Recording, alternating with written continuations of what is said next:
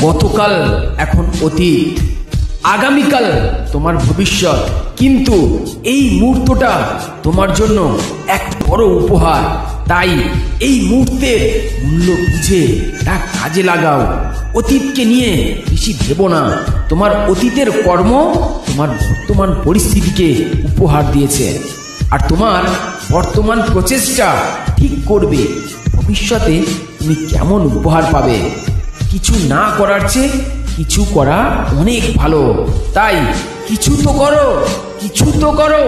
শুধু শান্ত মনে কঠোর পরিশ্রম করো, দেখবে পর্বতের চূড়ায় পৌঁছে যাবে।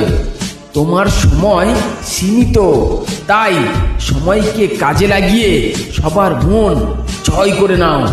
নিজেকে জনপ্রিয় করে তোলো, আর তুমি সেটা করতে পারবেই, আমাদের বিশ্বাস।